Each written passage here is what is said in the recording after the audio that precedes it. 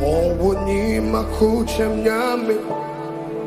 Minyiuna mamunsuro Osande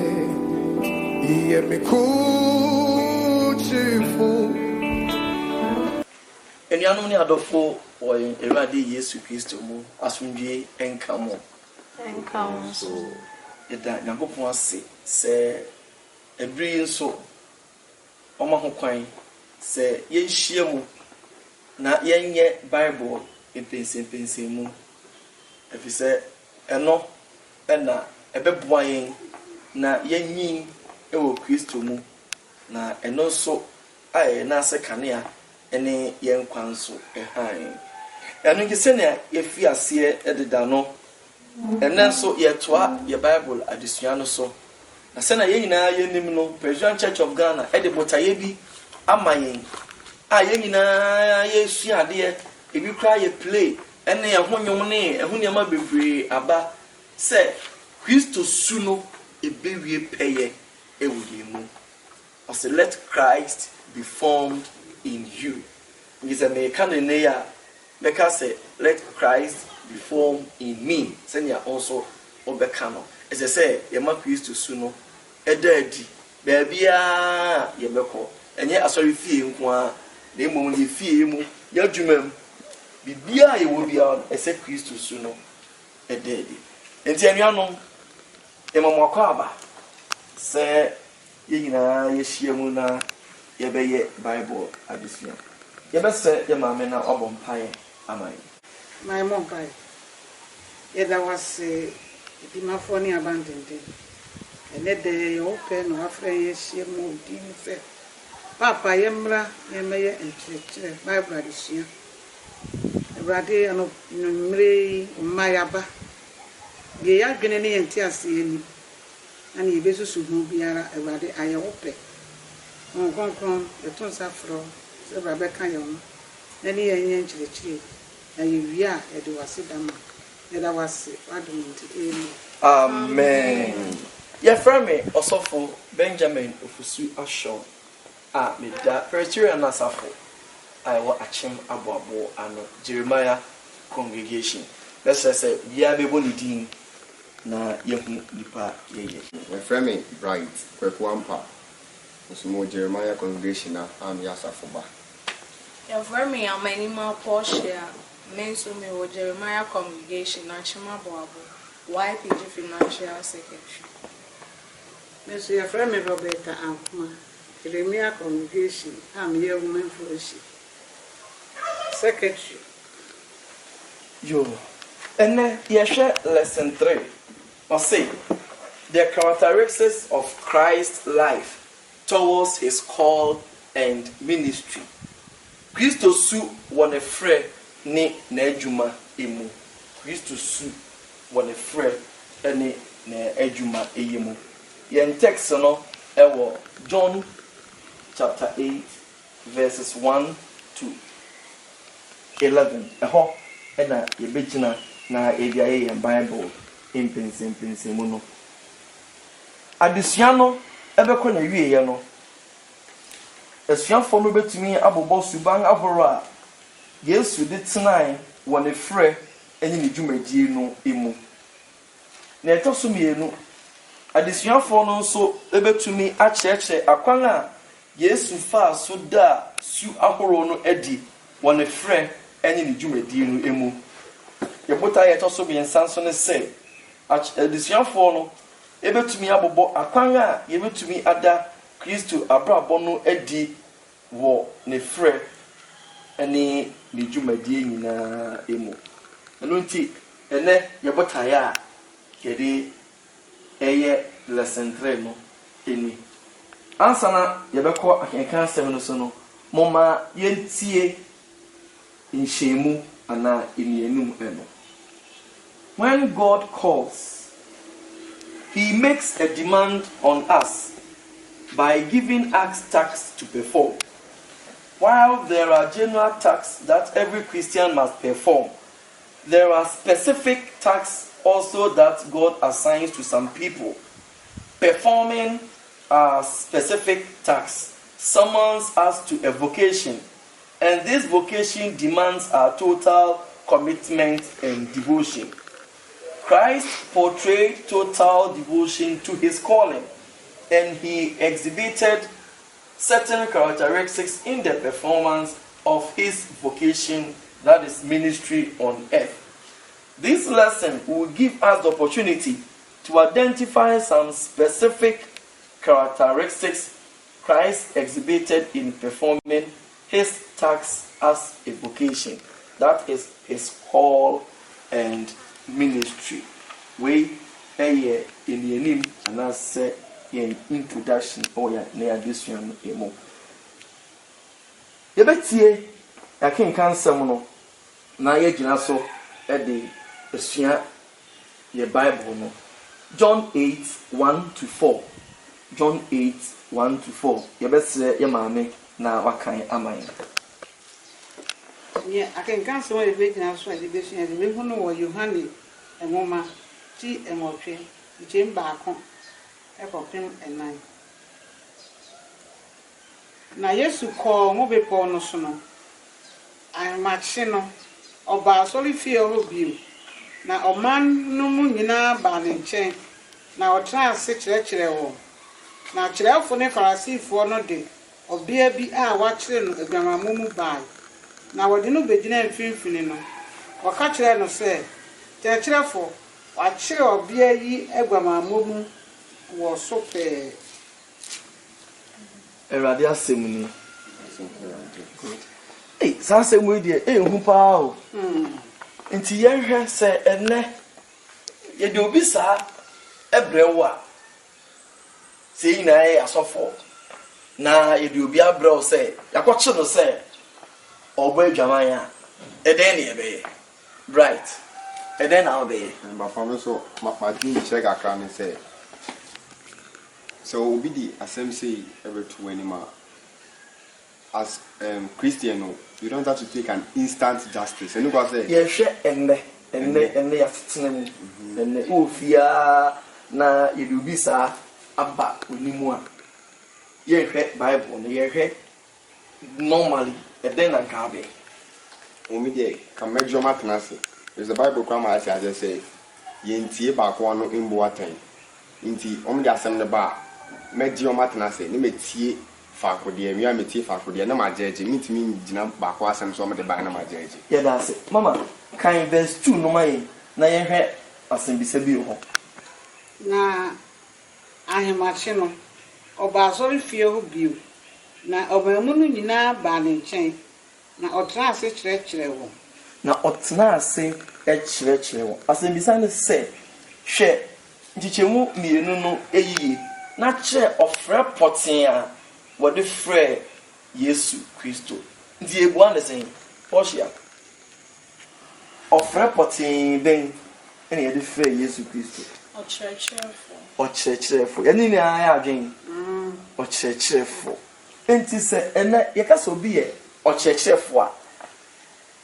ɛyɛ hwan nipa suban ena yɛka ho asɛm You can't ochurefo no obi a ugina chropun anim nko a kyerade na ochurefo se minimi ya pani na madam fo na miya keto atena ase na me sha ase se me kyerɛkyerɛ no bi a na emfa Bible nko me kyerɛkyerɛ na de nti e ka ochurefo a obi a ɔkyerɛ obi ade ma ne ti ase ena ya ochurefo ɛda ase ɔfoforo oba kan bia so ye okyerɛkyerɛfo ɔbaatan bi ayɛ so ɔkyerɛkyerɛfo frɛ ne ma etrache etu omfo e de nyame asɛm kasa kyerɛ wo sɛ ne be ya o be yo seti ama nyame asɛm Papa na ye ka ochirechirefo nso a yɛmfa ne sɛ ɔmo sua adwuma wɔ nkɔfo ɔmo so yɛ ɔmachirechirefo because ɔmo sua bibi afiri ɔmo nkyɛn na ɔmo nso atimi de ayɛ bibi ama ɔmo ankasa ɔmo ayade enti yɛhwɛ John 8 verses 1-4 no a ɔse fisa akenkan sɛ yi mu kyerɛ enema ahoro abiesa a na ɛwɔ Yesu nkyerɛkyerɛ adwuma no mu na ɛyɛ sonko na ɛyɛ unique ana exceptional ɛdɛn na ɛyɛ sonko ana nneɛma mmiɛnsa bɛn ɛna yɛhu wɔ asɛm a yɛka yɛ no emu Papa, how much me I say, nebre or say nebre. It's in a time or say ma in California, not or church or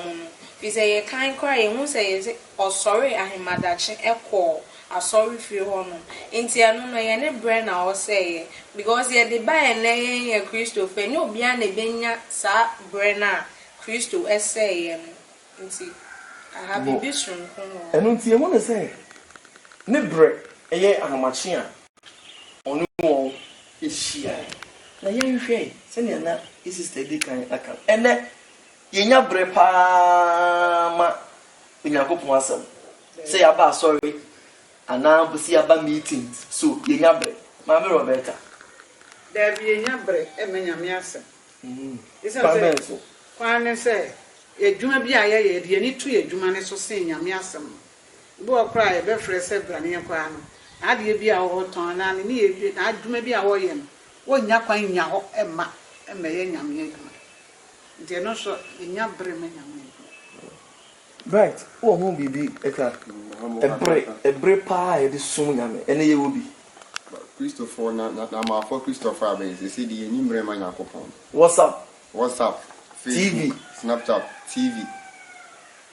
just say youth no especially the youthoma focus on this social media thing in tema omu nya time ma Yakopon nti ye kan nya chese ampa ye bre ho nya ye bre ya ba so kra so for ya ntem ne yenko ye pentem ye kwa yi ase ye kwa ye koto party ye kwa ye we ye nya bre emma emade ene ya ba ko ede ye bio na Yesu Kristo ye de nyuma no mu na yes no ko Papa biaya konso or ye ne church runners am I who at this mama okay we no see yes omu hia mu we sorry fie good nti ne to so me ne ye biaya the place where he carried out nti mama misa nti enne ya bo abuku mu ha ba bia na ye betimi akoka Ewade asem ana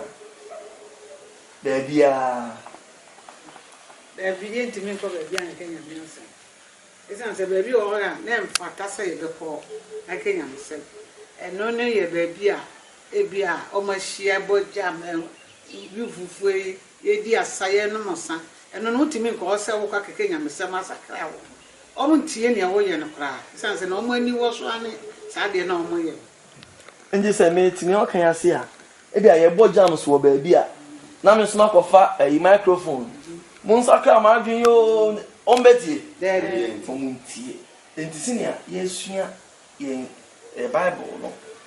be bia Yesu Kristo hia o na ye asori den na so asori den mo nko a ene ebetimi ene nipa chere adiasam posia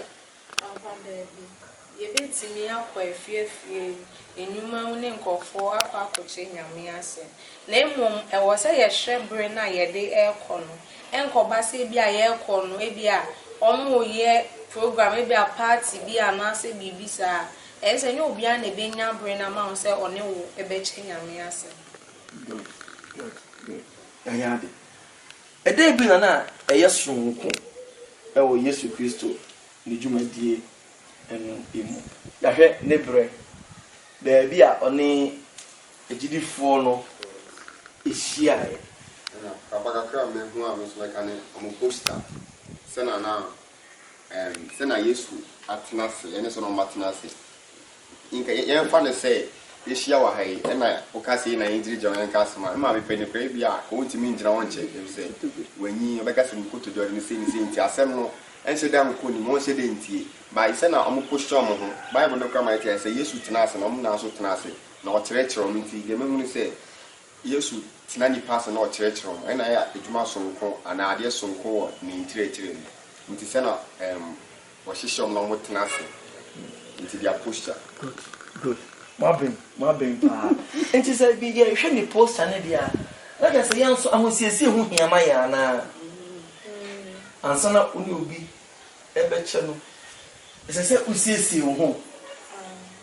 se usiesie wo ya ansana no bako ache nti wan siesie wo na kwa na question bi kra ya pemwa ese se wan siesie wo ho ni nti no to me nya day kasina le nya bright ka no the posture in the end so ye ko ba bi na ya koka everybody asema is one of the features as I say ye posture ya dwene kwa so ye den ka ho ebi a wo ye try to so can I see audio shebi na ato so na wo ko wa dwene nche da mimia wo ye no so okwa emmoa wo ma wontimi emmi dwuma esese wudi no mo yayade eba cho manya kinkan John 8:6-11 John 8:6-11 na ide wo kan de so no hwe na wanya bribi akototo na no na Yesu brani mu ase de ne satia church form na wada so bisa no ara no omane mu so se won se mu ni aboni bi inni ne ho no onto no bokan na obrani mu ase bi o church form na one day what say na won ahonim yi won enten no wo fi edi miako fi impanyinfo su besi won a wodi achiri so na eka Yesu enkone obea a ogina infini no na Yesu mani muso na wenhu obiara se obea no enkono ose no se obea ehin na wonkro no wo obi emu wo fo ana na ose obi embu me fo ora na Yesu se no se minsu mi mu fo ko na menkoye boni bio ko na menkoye boni ibio ose fidia ya kanu mo ebubo suban ahoro a Yesu da no adi ma otumi ye ne frɛ adwuma no eyiye se ye wo hoi na Jenia chokonkono ma yeti ase papa ye de obi ya ba oba adwaman nti oba no kwa na oba adwaman na ya mfrɛ oba ma na nka ho ene ye na foforo na ya hwɛ eno nso ye de obi aba edan suban na Yesu Kristo eda na di ewo saa asem yi eho papa okay no say nkofo no buso a omo accuse woman no na o church from omo ba am dey asem no betu ne no wan pija ne mu fa kopa embu atanze say ni ne mom oto ne bo ase na odwen even though woman fa be ma na banka obeti be ma ne so ano na weti omi no na nka why den wa because ba na na man scholarship na nka wo make final declaration ba we oto ne bo eno ti do mekani na eno odwen ntimi de me say Yesu bibia na oye bia onya boase na when fi asia make instant justice on judge ade instantly oto ne bo no weti no wa hwe yese ne fata no waka achiro no sano me think is a meeting okay asia that means that Jesus was very very patient ye found to ye Kristo sunu sa abojo cherry santo wasie ye obi apeye ni bi amanfo de ani bre ni ade aba so ene ye was sa into wasie no wo hia papa ye ni bi Papa, pressure na ebe fi nkofo ne ho na ebeba obi abeka se nipa we ayeboni se yemfa ne se wakoye sofo a woda ya nu na obi de asema betu wani se ebe yakoto nipa we se ofa asori bibi ana se oye se ya ye na ya base papa nipa we de wo se oye de ochu na so wan na ye dodo ne se de ye kaniti na wo de ahometie akwako take decision bia wan hwa na bia nipa no enye se na ofa adekro na na se bia nka woto bo ase busa na nka wo benya entiase entina hwema Yesu Kristo enso ampentem emu aten se ne ana enuanom no hwehwe se obeye no onya entuboase obuka beka se Yesu go onye serious obi e dey asam kese ese abeto wanimu a o te fom o jojo hey na so ane dey Wampɛntɛm. Ebi esi o Bible mu pɛn nipa bi de pressure etu anuanum bi so a asotwe ba ho ye kai bi za bi e bien Papa Moses how ye den ababra okoji mo ansem du na oba na wo hu se nkofo na okoyi omo free me dream e ba no papa hu se oma yiyi omo komade ne ade e de aye ohoni eso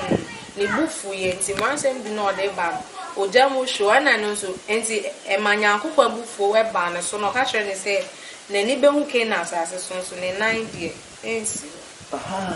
eno ma me kai Moses kuro ya isukomo de Israel for eno ka say onfa omano so but this some pressure na go for the atone so nti no okore no de ekọ boy e say hona yes you to can ya go ka chere say we did here e be hu ke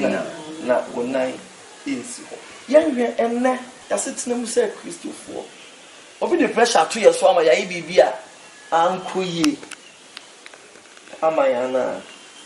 pressure I no pre ampa obi the pressure to me so ye Christo ye bibi obi bet me the pressure bi ato so a so wankasa wan trance anwe ho ni obesi a obeye no obeye wie na fe no ani hu se oye ebi ni say bright go hin but nya ade bi a ni huye na Oshia by yourself man the second bright and then the youth for guys no woni woman na eye ade emfata timeti ye no manya abotre and all say meti ya pe na akọ me the pressure akọ to bright so enso e bia na o kire o ma depa isan say manya abotre na the pressure akọ to no shit let us say ama enema kase package ama enema akechi ojo bi so obi foforo pressure we are baba always so na obedi papa bedi pressure to so wanye we ya minye we ma o wan hwe ya na sa pressure no pressure na went me anye America mo assembly abrante bi a okowi a okofa obi certificate so de kopɛ soja mu akɔ na yɛhwɛ ne results na yɛ nti soja ni pɛ ne hwɛ ɔse results we pa deɛ sa brante sɛ kɔde kɔ university ana na ɔde aba soja mu deɛ no ɔmo nte aseɛ ɛwɔ ana ɔmo ka kyerɛ ne sɛ pen nie paper nie for myself sojafoɔ yi gyina abrante so ɔntwerɛ myself bɛɛ 20-25 minutes na abrante ne ntimi fa pen no ne din po no ntimi enjoy omo bom akose pressure just akofo obi result it is all encourage na ka sane dia go betimi actually see ebisa say this event me actually say pressure and the senior in la yesu Kristo enya to wasie onya twɛn iti twɛn oru aboa onto asoma me twɛn nyame ko fa hoto no so e aba ya pre bijini yeses aka ye ne di ko jina court pam court a judge magistrate no we bua no for that onkom 10 years now so obeti na sem na we bisa yesu se ni onye bone da no onye de hallelujah amen hallelujah amen yes enoti crowd no mo de ebufuo na eko as yesu Kristo enya to basie echi no ekudimdie yeden bye echi ekudimdie bye eden na yesu awo ade kakre a yesu Kristo eye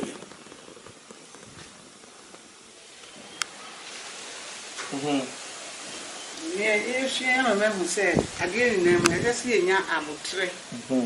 ene ntiase e wo ni me bi maye mfa ebufuo enye bibi se de ebufuo eye bibi a ensi ye maye ana ya tezo bible so aka tell say so bro ho ase a Nyankopɔn so bɛma wo. Nti na sɛ Uma ho nso so a. Nyankopɔn so bɛbrɛ wo ase. Nti na sɛ yɛyɛ biribiara yɛ ahobrɛase ɛyɛ. Nti yɛhwɛ ne yɛkaeɛ no ɔnsɛ Yesu Kristo onyantoboa asɛ na afei ɔkyerɛkyerɛ ho. Nti yɛ first question no ɛyɛ sɛ Yesu Kristo ogyina nkyerɛkyerɛ mu paa. Gyina nkyerɛkyerɛ. Sɛ nea ɔnyɛ bɔne da sɛ ɔkyerɛ ho na ɔnyɛ bɔne da no. Nso nnɛ pɛntɛm yɛ bua n'atɛn. Wei sei nɔteɛ. We say not here. Oh, we open topa. Oh, we Jomamofo. Oh, we say, yeah, mainly Palumi says, Lilia. Nothing on tradition. Tradition, tin, asa. Ebimpoa. Now, on who say, a woman. By any who said, 8 years. Do Benua. What in the eye, but in there, be Brena, Yachi, yeah, the answer. H. Did you say, ne no mo esia ade ebibire sɛ yɛde ebo yɛ mbra na esi yɛ. So in conclusion, Christ Jesus set for us a perfect example of how to be devoted to a call and ministry. The believer in his or her call and ministry must emulate these characteristics. Sa nia Yesu Kristo ɛyɛ sɛ Yesu yɛdi n'akyi no Yanso Yesu nititiru enkyerɛkyerɛ papa o enkyerɛkyerɛ papa ɛna enkyerɛkyerɛ bi a ɛkɔ so no afofo na ɛbɛkɔ enkyerɛkyerɛ papa ɛwade mu ayɛ na ne yɛsua no yɛmfa ɛnyɛ adwuma na Kristo su no ɛnɛ di ɛwɔ yɛ. Amen. Mame Posha, me a mom. Pastor, you miss interest. Nyamitum for Nyamide for Erade. Nayakan say a sedan county. Erade, that was a say I open, I let me ababe, Bible pens and pens, and I am teating Cambonibia. Papa, yes, strong. 10 years na Erade. Obe na yesu yetimi de abobra na ye de etu anamo na nsembo ni wiase mu. Erade kan ho na edom boae. We na ye sure wado my silent. Ejide for me na. Amen.